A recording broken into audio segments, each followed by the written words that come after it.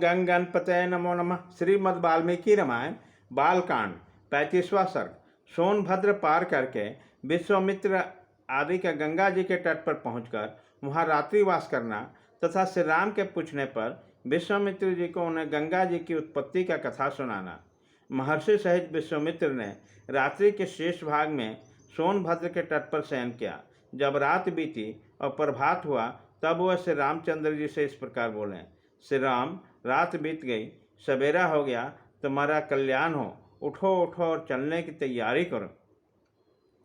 मुनि के बात सुनकर पूर्व काल के नित्य नियम पूर्ण करके श्री राम चलने को तैयार हुए और इस प्रकार बोले, ब्राह्मण शुभ जल से परिपूर्ण तथा अपने तटों से सुशोभित होने वाला यह सोनभद्र तो अथाह जान पड़ता है।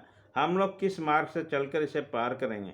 श्री राम के ऐसा कहने पर विश्वामित्र जी बोले, जिस मार्ग ने से महर्षि सोनभद्र को पार करते हैं उसका मैंने पहले ही निश्चय करके रखा है। यह मार्ग यह है। बुद्धिमान विश्वामित्र के ऐसा कहने पर वे महर्षि नाना प्रकार के वनों को शोभा देखते हुए वहां से प्रस्थित हुए। बहुत दूर का मार्ग तय कर लेने के दोपहर होते होते उन सब लोगों ने मुनिजन सेवित सरिताओं में श्रेष्ठ गंगा जी के तट पर पहुंचकर उनका दर्शन किया। हंसों तथा सारसों से सेवित पुण्य सलीला भगीरथ का दर्शन करके श्री रामचंद्र जी के साथ समस्त मुनि बहुत प्रसन्न हुए। उस समय सबने गंगा जी के तट पर डेरा डाला, फिर विधिवत स्नान करके देवताओं और पितरों का तर्पण किया। उसके बाद अग्निहोत्र करके अमृत के समान मीठे हविष्य का भोजन किया। तदंतर वह सभी कल्याणकारी महर्षि प्रसन्नचित्त हो महात्मा विश्वामित्र को चारों ओर से घेरकर गंगा जी के तट पर बैठ गए। जब वह सब मुनि स्थिर भाव से विराजमान हो गए और श्री राम और लक्ष्मण भी यथायोग्य स्थान पर बैठ गए, तब श्री राम ने प्रसन्नचित्त होकर विश्वामित्र जी से पूछा, भगवान, मैं सुनना चाहता हूँ कि 3 मार्गों से प्रवाहित होने वाली नदी गंगा किस प्रकार तीनों लोक में घूमकर नदों और नदियों के स्वामी समुद्र से जा मिली है।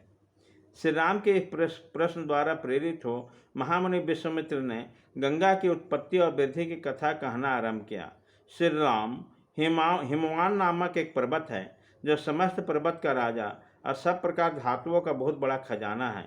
हिमवान की 2 कन्याएं हैं जिनके सुंदर रूप इस भूतल पर कहीं तुलना नहीं है। मेरु पर्वत की मनोहारिणी पुत्र मेना हिमवान की प्यारी पत्नी है।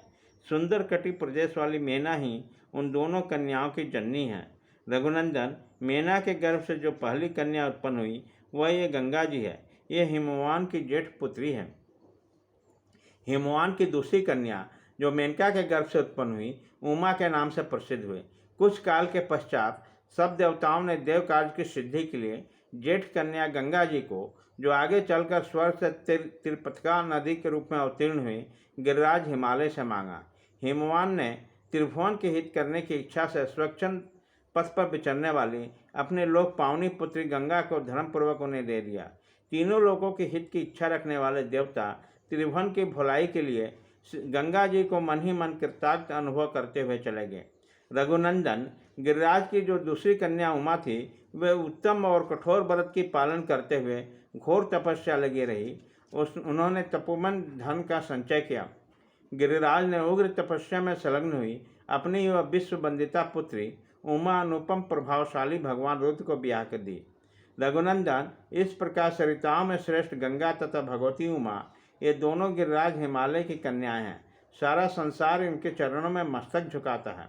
गतिशील में श्रेष्ठ तात श्री राम, गंगा जी की उत्पत्ति के विषय में सारी बातें मैंने तुमको बता दी।